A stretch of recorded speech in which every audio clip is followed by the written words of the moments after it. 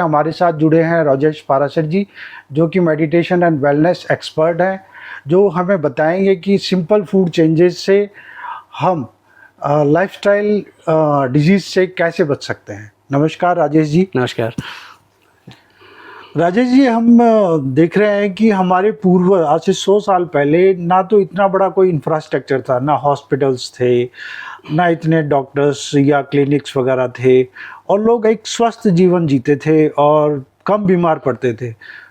इस बीच के ड्यूरेशन में ऐसा क्या हुआ कि अब इतनी सारी बीमारियां, इतने सारे वायरस आने लग गए और लोग इतने बीमार होने लग गए, और यंग एज में ही लोगों के छोटी छोटी बीमारियों ने घेर लिया है।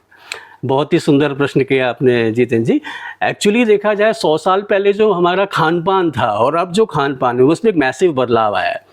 अगर गौर करें 70-80 साल पहले से ही हम देख लें तो हमारे खान पान में जो शामिल होता था वो जौ, ज्वार, बाजरा, मक्का, रागी, कोदो, कुटकी, सांवा करके मिलेट्स हुआ करते थे। अभी बीच में क्या हुआ कि आप देखें हमारे गेहूं चावल भी था पर बहुत कम था। मिलेट्स का एक तरह से थोड़ा सा डिटेल में बताएंगे, मिलेट्स होता क्या है? हाँ, आई कम बेसिकली। तो उसमें क्या होता था कि ये जो हम वैरायटी ऑफ फूड था, मल्टी क्रॉप कल्चर था बेसिकली, राइट। ये जो जौ, ज्वार, बाजरा, कुटकी, सांवा जो हमने बात की, ये क्लाइमेट रेजिलियंस लिए हुए थे, कम पानी में पैदा हो जाते थे, भूमि की उपजाऊ शक्ति को बढ़ा के रखते थे, है ना। गेहूं चावल भी था उस दौरान में, लेकिन बहुत कम था। हमारे यहाँ पूड़ी पराठे आपको पता हो जब मेहमान आते थे तब बनते थे। अच्छा, गेहूं हम लोग तब यूज करते थे जब हमारे घर में गर्मियों में देखो, अगर राजस्थान की बात करें हम जौ ज्वार खाते थे, सर्दियों में बाजरा खाते थे। पर आज देखो हम एक ही हमारा खाने में आ गया, गेहूं और चावल, राइट। ज्यादातर लोग गेहूं और चावल पे डिपेंडेंट है। अब ये हमारा स्टेपल फूड ही चेंज हो गया बेसिकली देखा जाए।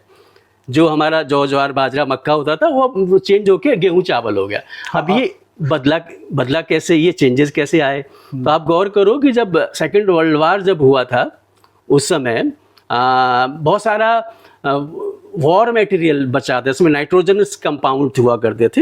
अब उनके सामने समस्या थी कि इसका करें क्या, इस वेस्ट मटेरियल करें क्या, कि इसको रख लें, स्टोर कर लें तो अगली साल उतना वो इफेक्टिव नहीं रहता। जैसे दिवाली के पटाखे हम एक साल पहले रख लें लाके, उस साल काम नहीं ले, अगले साल लेना चाहें तो 10 में से 8 पटाखे फुस हो जाएंगे, चलेंगे ही नहीं। तो उनके सामने समस्या, तो हर साल उनको अपनी रेडीनेस रखनी है।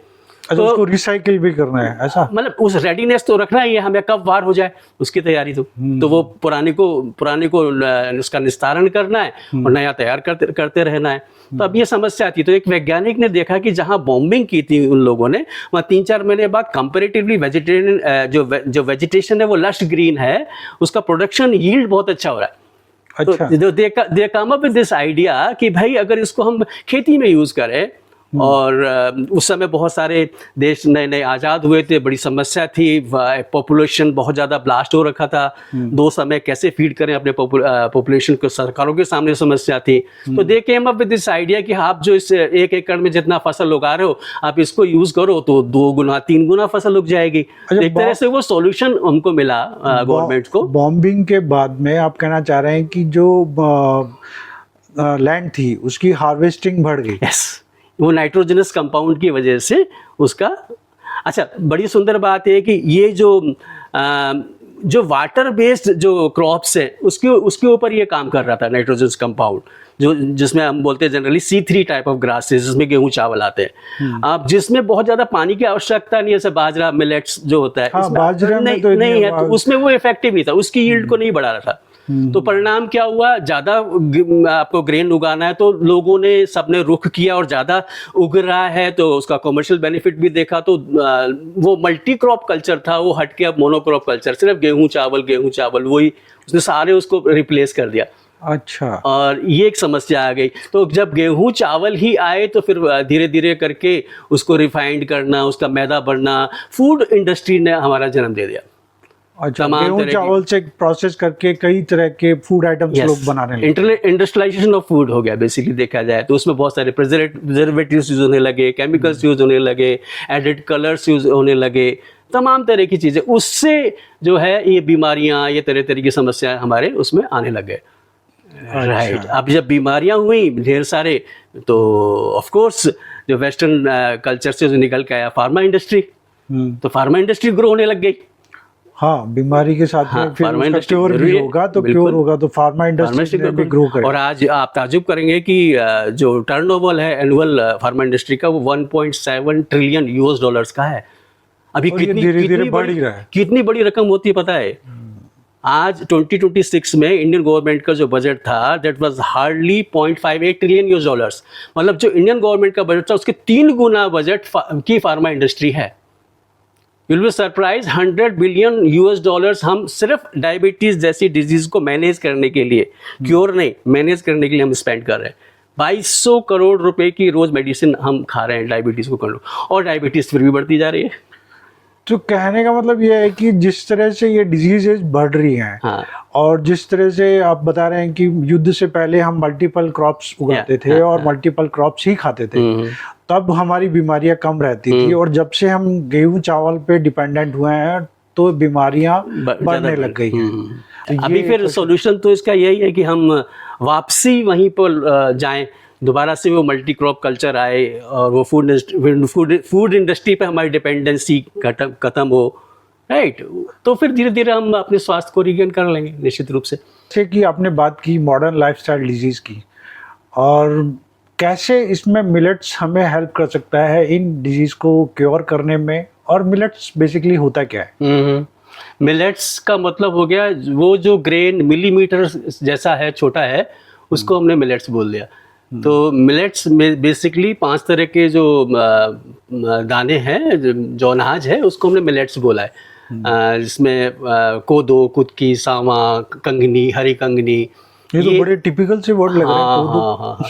ये हमारे पूर्वज खाते थे। सामा जिसको हम बोलते हैं, हमारे व्रत में जनरली जो व्रत में जो चावल खाते हैं, वो करते हैं, सामक का जो होता है वो चावल होता है। ये 5 तरह के हैं, मिलीमीटर साइज के शेप होते हैं। अच्छा। इनको हमने पॉजिटिव मिलेट्स बोला है, राइट। और एक मेजर मिलेट्स होते हैं, इसमें बाजरा, जौ, ज्वार, रागी, ये सब ये तो सुने हुए नाम, ये सुने हुए नाम है। ये इनको हमने न्यूट्रल मिलेट्स बोला है।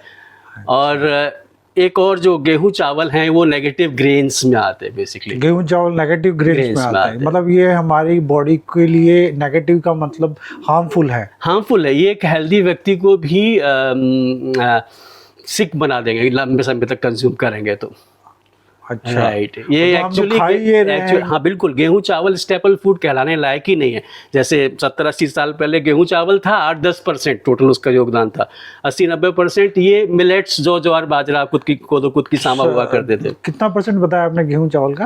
8-10%। 8-10%। मतलब जब हमारे घर में कोई गेस्ट आ रहा है, तब हम उसे कंज्यूम कर रहे हैं। एब्सोल्युटली। तो वो त्योहारों पे हम लोग गेहूं की चपाती या पूड़ी वगैरह, पराठे वगैरह बनते थे, कोई मेहमान आते थे। तो आजकल बिल्कुल अपोजिट हो गया।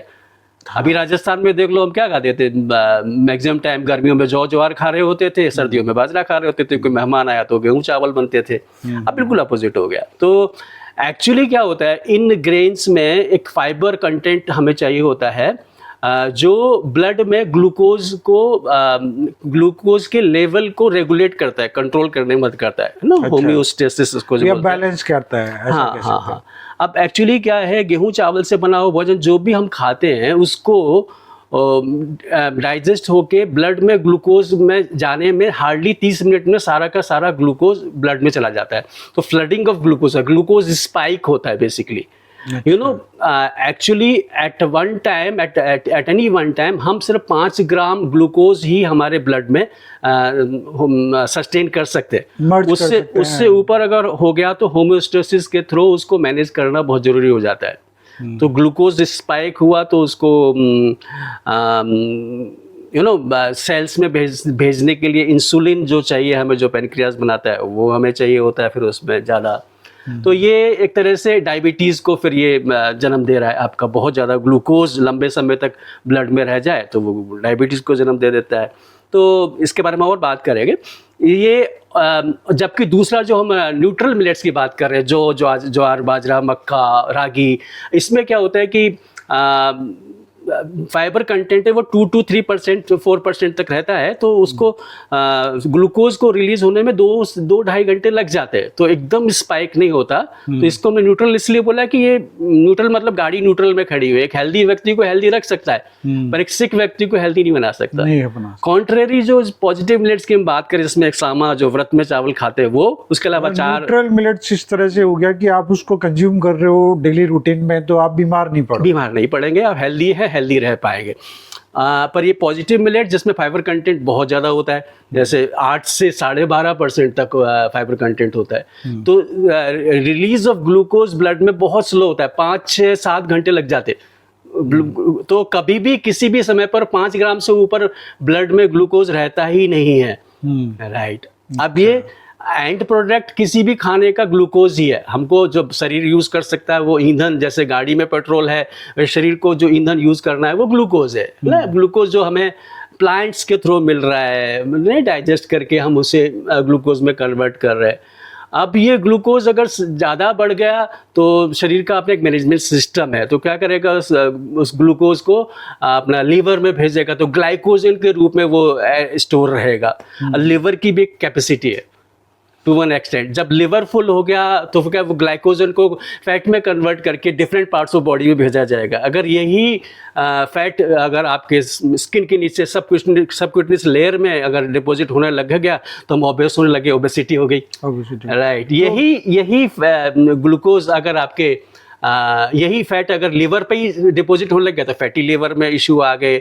यही फैट अगर ब्लड में रहा और उसने उसकी वेसल्स में जमने लग गया, आर्टरीज में जमने लग गया, तो आपका वो कोलेस्ट्रॉल वगैरह वो सब तमाम तरह के ब्लड प्रेशर बनने लग गए, राइट। और अगर वो ब्लड की हार्ट के आर्टरीज को अगर वो सप्लाई करने वाली उसमें डिपॉजिट हो गया तो हार्ट माल फंक्शन करेगा, हार्ट डिजीज हो गई। ब्रेन को सप्लाई करने वाली नसों में आर्टरीज में आने लग गया तो ब्रेन हेमरेज होने की संभावना हो गई। मतलब चीज एक ही है, ग्लूकोज का इम्बैलेंस हुआ, उसी से ओबेस हो गए, उसी से फैटी लिवर हो गया, उसी से हमारा हार्ट माल फंक्शन कर रहा है, या हम ब्रेन रिलेटेड इश्यूज में आ रहे हैं। तो ये जितनी भी बीमारियां चाहे डायबिटीज हो, ब्लड प्रेशर हो, हाइपरटेंशन हो, ओबेसिटी हो, तो ये सारा ग्लूकोज इम्बैलेंस की वजह से हो रहा है। एब्सोल्युटली। तो अगर हम पॉजिटिव मिलेट्स को कंज्यूम करते हैं लंबे टाइम तक, और कोई व्यक्ति डायबिटीज की समस्या से जूझ रहा है काफी लंबे टाइम से, तो वो क्या कुछ दिनों में रिकवर हो या रिवर्स हो जाएगा? बिल्कुल। पॉजिटिव मिलेट्स अगर वो 3 से 6 महीने में अगर वो अपने स्टेपल फूड को चेंज कर ले और पॉजिटिव मिलेट्स की तरफ चला जाए तो उसका 3 से 6 महीने में वो ओबेसिटी और काफ़ी high blood pressure, diabetes reverse होने लग जाएंगे। तो ये जो बहुत अच्छा उपाय आपने बताया। लोग डायबिटीज, क्योंकि डायबिटीज ऐसी बीमारी है जिसका पूरी तरह से कोई भी क्योर नहीं है, और जो डायबिटीज पेशेंट है वो मंथली अपनी दवाइयों पे ही डिपेंडेंट है। सुबह उसको दवाई लेनी है, शाम को दवाई लेनी है। अगर उस दवाई के साथ साथ वो पॉजिटिव मिलेट्स पे भी डिपेंडेंट हो जाए तो वो कुछ महीनों में शायद ठीक हो। हाँ, उसके दवाई पर डिपेंडेंसी धीरे धीरे खत्म होती जाएगी और वो दैट कैन बी रिवर्सिबल पूरे का पूरा अच्छे से। ये एक नेचुरल प्रोसेस के थ्रू हो जाएगा। ब्लड में जब ग्लूकोज एट ए टाइम उतना रहेगा नहीं तो आप समस्या से बच जाओगे। इसीलिए पुराने टाइम में जब फार्मा कंपनीज नहीं थी और हम इतनी सारी दवाइयां नहीं खाते थे, जरूरत ही नहीं थी, तो ये पॉजिटिव मिलेट्स के थ्रू, न्यूट्रल मिलेट्स के थ्रू हम लोग इन बीमारियों से बचे रहते थे। इसीलिए कहते हैं कि आहार आपका अच्छा है ना, तो then you don't need any medicine. और आपका आहार अच्छा नहीं है ना, आप कितनी भी मेडिसिन खा लीजिए, दिस विल नॉट वर्क। सो ज़्यादा जरूरी कि हम अपने स्टेपल फूड को देखें जो हम ज़्यादा मात्रा में खा रहे हैं। गेहूँ चावल में ना तो इतना ज़्यादा प्रोटीन का उसमें वो रहता है, ना उसमें फाइबर है। मिलेट्स में कॉन्ट्ररी फाइबर भी ज़्यादा है, प्रोटीन भी सफिशिएंट है, आपको बाहर से लेने की ज़रूरत नहीं है। लेग्यूम आप खा सकते हैं साथ में, अलग बात है यार। तो दोस्तों, जैसे राजेश जी ने बताया कि पॉजिटिव मिलेट्स के थ्रू हम डायबिटीज़ जैसी बीमारी से भी रिवर्स कर सकते हैं और उससे मुक्ति पा सकते हैं।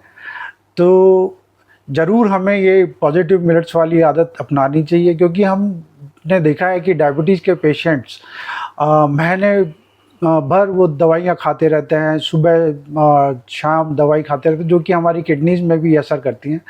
तो अगर नेचुरल वे में हमें इसका समाधान निकालना है डायबिटीज़ का, तो हम पॉजिटिव मिलेट्स पे शिफ्ट होके और अपनी दवाइयों की डिपेंडेंसी को कम कर सकते हैं। तो राजेश जी, मिलेट्स को भी यूज करने का कोई तरीका होता है, या फिर सिंपल वे में जिस तरह से हम अपना गेहूं चावल की रोटी बनाते हैं उसी तरह से ले सकते हैं? हाँ, नहीं, मिलेट्स का ना गेहूं चावल की तरह भी रोटी बना के भी ले सकते हैं, पर मिलेट्स आपके स्वास्थ्य के लिए ज़्यादा यूज़फुल हो ना, उसके लिए मिलेट्स को फर्मेंट करके, जो हम उसको फर्मेंटेड पॉरेज बोलते हैं, अम्बली जनरली बोलते हैं, वो अगर यूज़ में लिया जाए तो ज़्यादा हमारे हेल्थ बेनिफिट्स मिलते हैं। ये कैसे हो पाएगा फर्मेंट? एक्चुअली देखा जाए ना, हम आपको थोड़ा डिटेल में इसको लेके चलते हैं, तो हम अपने वजह से नहीं है, ये एक सिम्बायोसिस है। जितने हमारे अंदर सेल्स नहीं है, 37 ट्रिलियन सेल्स, उससे कहीं ज़्यादा हमारे अंदर बैक्टीरियाज रह रहे हैं, राइट? गट बैक्टीरिया, स्किन पे हमारे बैक्टीरिया रह रहे हैं। तो अगर उनका हम वजन करें तो 2.5 से 3 किलोग्राम बैक्टीरियाज हमारे गट में रहते हैं। ये इतने होते हैं कि यहाँ से चंद्रमा तक लाइन लगा दिया जाए तो भी वो मतलब चंद्रमा तक पहुँच सकते हैं। अच्छा। और गड़बड़ बात है कि आज के खान पान से ये बैक्टीरियाज की संख्या कम होती जा रही है, इवन 300 ग्राम तक भी नहीं, जो 2.5-3 किलो होने चाहिए। अच्छा। ये, हाँ, ये एक सिम्बायोसिस है बेसिकली। जब गट में बैक्टीरिया रहते हैं तो ये हमारे फर्स्ट लेयर ऑफ डिफेंस है। अच्छे बैक्टीरिया रहते हैं तो ये बैड बैक्टीरियाज को कॉलोनाइज होने से रोक देते हैं। अच्छा, दूसरा, इम्यूनिटी देखा जाए तो 70% of immunity is based on our gut. तो हमारी इम्यूनिटी को रोबस्ट रखते हैं बैक्टीरिया। ये खाने को पचाने में, खाने को एब्जॉर्ब करने में मदद करते हैं। ये एंजाइम प्रोडक्शन में मदद कर रहे हैं, राइट? ये हार्मोन, ये आपके विटामिन्स के प्रोडक्शन में मदद कर रहे हैं, B12 वगैरह ये बना रहे हैं पेट में। तो अगर आप मिलेट्स लेते हो तो आपकी गट हेल्थ भी अच्छी होती है? गट हेल्थ, साथ में गट ब्रेन एक्सेस भी है। गट ब्रेन, आपका गट अच्छा रहेगा तो आपका ब्रेन भी अच्छे से काम करेगा। Got it? परीक्षा में क्या होता है, जब आप थोड़ा सा भी एंजाइटी में होते हो तो आपका पेट में गड़बड़ होता है। अब आप गड़बड़ खाना खा लो तो आपका मन काम नहीं करता, मेंटल क्लैरिटी नहीं होती, मेंटल बैलेंस नहीं होता। तो दोनों चीज़ें जरूरी है। तो हमको बहुत ज़रूरी है कि जो गट में माइक्रोबायम हमारे है, माइक्रोब्स हैं, उसको हम लोग प्रोटेक्ट करें। और जो हम मिलेट्स की बात करते हैं उससे वैरायटी ऑफ एरोबिक बैक्टीरियाज उसके अंदर आते हैं। तो हम अम्बली की जो बात करते हैं कि अम्बली लिया जाए तो वो प्रोबायोटिक ड्रिंक हम लोग बेसिकली ले रहे हैं। अम्बली को आप थोड़ा डिस्क्राइब करेंगे? हाँ, आई डिस्क्राइब। और मिलेट्स में जो फाइबर है वो प्रीबायोटिक कंडीशंस पैदा कर रहा है। तो बहुत सुंदर है ये। जैसे बैक्टीरिया का भोजन है जो फाइबर है, राइट? वो फाइबर हमारे गट को तो क्लींस कर ही रहा है। अब दो तरह के, ऐसे बोलते हैं लगभग 30-35 ग्राम फाइबर हमें चाहिए रोज रोज। पर जिस तरह का हम खाना खा रहे हैं ना उसमें फाइबर है ही नहीं, और दोनों तरह का फाइबर चाहिए, सोल्यूबल भी चाहिए, इनसोल्यूबल भी चाहिए। और वो जो कमी को अपना मिलेट्स पूरा कर देता है, राइट? और वो फाइबर जो है प्रीबायोटिक कंडीशंस पैदा करता है बैक्टीरियाज को डेवलप होने के लिए, राइट? और फिर ऊपर से हम प्रोबायोटिक ड्रिंक और ले लेते हैं तो हमारा काम बन जाता है। और ये इतने रेगुलेटरी फाइबर है, जो बैक्टीरिया जिसमें आते हैं वो रेगुलेशन करते हैं सारा, कहाँ जरूरत है हील की, कौन सा हार्मोन ज़्यादा बनना है, कौन से एंजाइम की जरूरत हमें ज़्यादा ज़रूरत है, वो सारा का सारा एक कनेक्शन है बेसिकली। तो that's why I used to call them 24/7 doctors हैं हमारे अंदर। तो और मिलेट्स डॉक्टर्स को एक्टिवेट रखते हैं? यस, मिलेट्स एक्चुअली बेस बन जाता है उन डॉक्टर्स को रहने के लिए। और उसका जो हम जो फर्मेंटेड वो ले रहे हैं तो वो प्रोबायोटिक, वो बैक्टीरिया ज़्यादा आ जाते हैं अंदर। और ये अम्बली जो है बड़ा सिंपल है। हम किसी भी ग्रेन को, जिन 5 मिलेट्स की जो बात कर रहे थे वो हमने लिया, उसको थोड़ा सा सोक कर लिया सुबह, 6-8 घंटे सोक करना जरूरी, कि फाइबर कंटेंट ज़्यादा, से छोले राजमा बनाते हैं घर में तो सोक करना पड़ता है, थोड़ा सा उसमें फाइबर ज़्यादा है। तो 6-8 घंटे सोक किया, शाम को एक मिट्टी के बर्तन में डाल के कुक कर लिया उसे। उबलने के बाद 15 से 20 मिनट में कुक हो जाता है उसे, बिना नमक डाले कुक करिए उसे। फिर एक ठंडा होने के बाद सूती कपड़ा बांध दीजिए, let it rest for all the night, उसको रहने दीजिए। अपना आप ही वातावरण से प्रोबायोटिक बैक्टीरियाज उसमें आएंगे, वैरायटी ऑफ बैक्टीरियाज आएंगे। और सुबह आप उसमें निथार के जो आपका लिक्विड पार्ट है वो आपने ले लिया, और वो आपके लिए प्रोबायोटिक ड्रिंक हो गया। अब आधा घंटे तक आपको कुछ खाना पाना नहीं है। उसके बाद जो सॉलिड आपके अंदर बचा उसके अंदर आप छाछ मिला के, थोड़ा नमक मिला के, उसमें धनिया पत्ता, जीरा वगैरह मिला के, या उसमें आप दाल, अचार वगैरह कुछ भी डालिए उसमें, उसको आप खा लीजिए। उसको अपने हिसाब से टेस्टी बना के और उसको खा उसको कंज्यूम कर, पर आधा घंटे बाद। आधा घंटे? हाँ, जो आपने लिक्विड लिया अम्बली उसके आधा घंटे बाद। अच्छा। हाँ, ये भी बड़ा साइंस है, क्यों लेना चाहिए। देखो जैसे ही हमने अम्ली पिया लिक्विड, जब भी हम सॉलिड खाना खाते हैं तो लॉक लग जाता है हमारे स्टमक में नीचे और ऊपर, फिर हाइड्रोक्लोरिक एसिड का एक्शन होता है। और अगर हमने पहले कुछ खा लिया उसके बाद हम अम्ली ले रहे हैं तो क्या होगा कि वो जो बैक्टीरिया है उस हाइड्रोक्लोरिक एसिड के रिएक्शन से खत्म हो जाएंगे, यूजफुल नहीं रहेगा। पर हमने कुछ नहीं खाया तो वो सीधा इंटेस्टाइन में जाएंगे जहाँ उसकी ज़रूरत है ना, और उसके आधा घंटे बाद आप अपना सॉलिड फूड खा सकते हैं। सॉलिड फूड खा सकते हैं। या तो राजेश जी, ये ओबेसिटी का जो इशू आ रहा है या डिजीज़ हो रही है लोगों को, और बहुत कॉमन ये आजकल डिजीज़ हो गई है ओबेसिटी, तो ये क्या ग्लूकोज इनबैलेंस की वजह से हो रहा है? हाँ, ग्लूकोज इम्बैलेंस एक कारण है, पर सिर्फ ग्लूकोज इम्बैलेंस नहीं है। बहुत सारे केसेस में ये हार्मोन्स के असंतुलन की वजह से भी हो रहा है। अच्छा, ये तो बहुत छोटी समस्या है जो हार्मोन इम्बैलेंस की वजह से है। एक जो मेजर समस्या है जिस तरफ हमारा ध्यान ही नहीं जा रहा, दैट इज़ अर्ली मेनार्क। अगर आप मैं अगर रिकलेक्ट करूं, जब मैं प्यूबर्टी की एज में था 15-17 साल का, उस समय जो हमारी हम उम्र की लड़कियां थी उनको पीरियड शुरू होते थे एट द एज ऑफ 14, 15, 15.5, 16 साल। और यू विल बी सरप्राइज, आजकल जो पीरियड शुरू होने की जो एज हो गई है वो 10 साल, 10.5 साल, 11 साल। हाँ, डॉक्टर्स, मेरे सर्कल में भी कुछ डॉक्टर्स हैं जो बताते हैं कि इस तरह की कोई समस्या अर्ली एज में लड़कियों के पीरियड से स्टार्ट हो रहा है। और वेस्टर्न कंट्रीज में तो इवन उससे पहले हो रहा है। तो उसके पीछे अगर मेजर रीज़न देखा जाए तो ये हमारे अंदर बहुत ज़्यादा एक्सटर्नल हार्मोन्स इंड्यूस हो रहे हैं, बहुत सारे, जो एक्चुअली जितना हार्मोन्स हमें चाहिए ही नहीं उससे ज़्यादा हमारे अंदर आ रहे हैं। उसके पीछे मेन जो कल्प्रिट है वो हमारा एनिमल प्रोटीन के थ्रू हम ले रहे हैं। जैसे मिल्क हमने लिया, डेयरी प्रोडक्ट्स लिए, या पोल्ट्री या मीट इंडस्ट्री, फ्लैश इंडस्ट्री से जो आ रहा है। इन सारे प्रोडक्ट्स की आप बात कर रहे हैं, इसको तो हमारे आजकल की जो लाइफस्टाइल है उसमें हेल्दी प्रोडक्ट्स मानते हैं। डेयरी प्रोडक्ट्स को तो हम लोग हेल्दी, जैसे दूध हुआ, पनीर हुआ, ये सारे, और भी कुछ चीज़ जैसे प्रोसेस करके बनाया जाता है, तो चीज़ को भी आजकल के बच्चे कहते हैं कि ये तो हेल्दी है। तो ये बेसिकली हेल्दी है या नहीं? बिल्कुल उल्टा है बेसिकली, देखा जाए तो, है ना। गौर करिए आप, ऐसे देखें इसको कि जब पहले जो गाय, जो हमारा फार्मिंग होती थी वो डिफरेंट स्टाइल की होती थी। पहले हमारे जो गायें होती थी वो A2 मिल्क देती थी, मतलब, और उनका प्रोडक्शन जो दिन भर में 3, 4, 5 किलो दूध देती थी, लीटर दूध देती थी। और फिर बाद में जो बाहर का जो जेनेटिकली मॉडिफाइड गाय आए, हॉलस्टीन वगैरह, जर्सी वगैरह जब आए, तो उनका जो मिल्क था वो 8-10 लीटर था, राइट।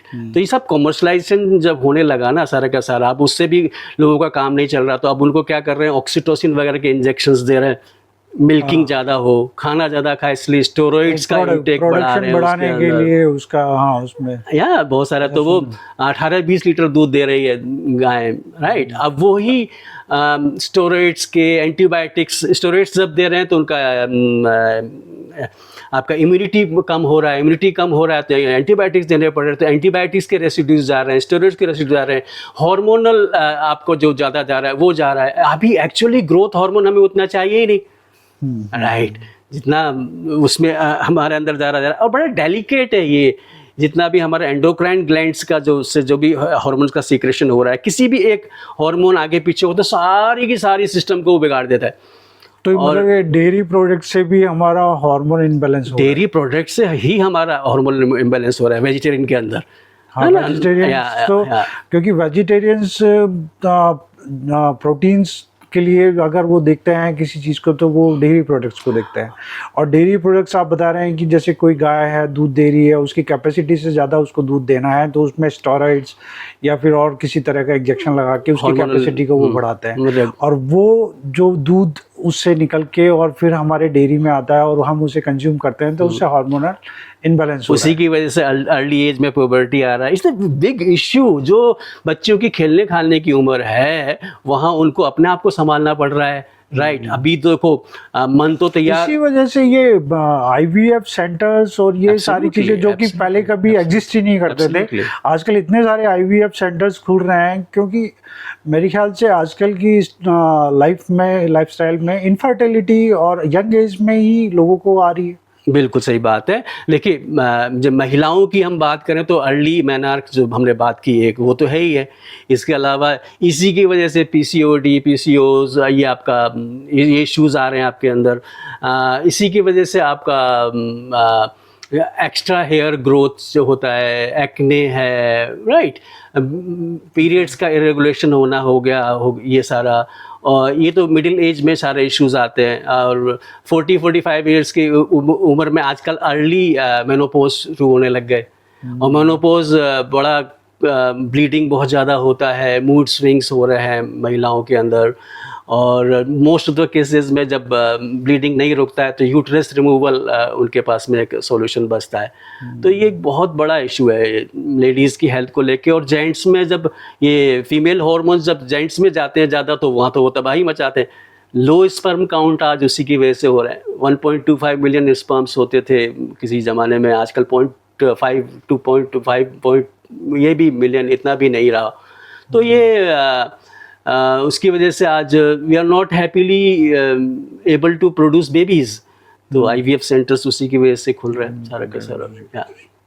तो राजेश जी, जैसे कि आज का जो टॉपिक है अपना मिलेट्स के ऊपर था, अगर इसका अपन कोई कंक्लूजन निकालें कि कोई चीज़ अगर मेरे को स्टार्ट करनी हो अपने हेल्दी लाइफस्टाइल जीने के लिए आगे, तो मुझे क्या और कैसे स्टार्ट करनी चाहिए? तो मैं ये बोलूँगा इट्स वैसे बहुत मुश्किल है कि एकदम हम हमारे स्टेपल फूड को चेंज कर लें, पर हाँ एक ब्रेकफास्ट को इम्प्रूव कर लें। हम फर्मेंटेड अम्बली लें और वो जो छाछ मिला के, राबड़ी मिला के वो लेना शुरू कर दें। और धीरे धीरे प्रोसेस फूड की तरफ से जो इंडस्ट्री से फूड आ रहा है उससे बच जाएं हम। और एनिमल प्रोटीन के इंटेक को हम बंद कर दें।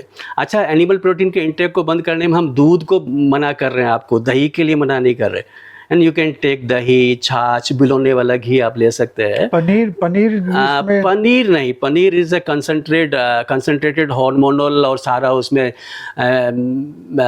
एंटीबायोटिक्स और स्टेरॉइड्स के रेसिड्यूज, एक्चुअली ज़्यादा बड़ा जहर हो जाता है पनीर और आपका चीज़ वगैरह। तो आप छाछ ले सकते हैं, वो ले सकते हैं। तो इस तरह से शुरू करें थोड़ा लाइफ स्टाइल में अपना थोड़ा। और ग्लूकोज को इम्बैलेंस को ठीक करने के लिए थोड़ा सा जो आपने सेडेंटरी लाइफ स्टाइल अपना रखा है उसकी तरफ से हटिए, थोड़ा सा वर्कआउट करिए, आधा घंटे पौना घंटे वॉक करिए सुबह जाके, राइट, तो बात बन जाती है। थोड़ा सन रेज में रहिए। D3 की जनरली डेफिशिएंसी रहती है, वो आप सुबह सुबह की सनलाइट में रहते हैं तो ठीक हो जाता है। और फर्मेंटेड फूड आप ले रहे तो फॉरगेट अबाउट B12 का डेफिशिएंसी, वो तो आपको कभी होगा ही नहीं। और राजेश जी, ये बड़ी एक समस्या है कि वेजिटेरियन लोगों को B12 लेने में बड़ी दिक्कत होती है। B12 के लिए या तो वो किसी टैबलेट पे डिपेंडेंट है, क्योंकि B12 ज़्यादातर सुनने में आया कि नॉन वेजिटेरियन फूड में ही मिलता है B12। तो B12 के लिए भी मिलेट्स कुछ B12 के लिए भी हेल्पफुल है कि हमारी बॉडी में B12 का इंटेक ज़्यादा हो? नहीं, जैसे मैंने बताया जितेंद्र जी कि अगर आप फर्मेंटेड फूड लेते हैं तो B12 खूब है, अचार में खूब B12 है। छाछ आप लेते हैं, उसको सलावे के साथ मिक्स करके छाछ लेते हैं, आपको कभी B12 की कमी नहीं महसूस होगी, है ना। फर्मेंटेड आप अम्बली जैसे ले रहे हैं और रोटेट करते जाइए। हर 5 तरह के मिलेट्स जो पॉजिटिव हमने आपको बताए, आप सर्च कीजिएगा, आपको मिलेंगे। आप ऑर्डर कीजिए, अमेजन से ऑर्डर कीजिए, कहीं आपके आसपास मिल रहे हैं लेके आइए। तो हर 2 दिन एक ही मिलेट्स आप लगातार लीजिए उससे, उसके बाद 2 दिन करके 10 दिन का एक साइकिल बनता है, लीजिए उसकी अम्बली पीजिए, राबड़ी पीजिए। सुबह का नाश्ता आपने अच्छा कर लिया, then rest of the day आपको बहुत अच्छा हो जाएगा, आप बच जाएंगे, है ना। आपके अंदर जो डॉक्टर्स बैठे हैं उनको भी आप नर्चर कर पाएंगे।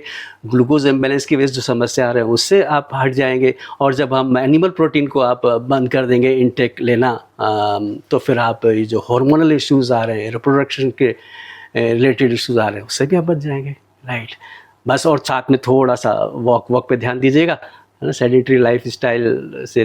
तो राजेश जी, बहुत बहुत धन्यवाद आपका टाइम निकालने के लिए और हमारे स्टूडियोज़ में आने के लिए और हमारी ऑडियंस को सच में यूज़फुल और हेल्दी टिप्स देने के लिए। और हमारी ऑडियंस से भी हमें ये रहे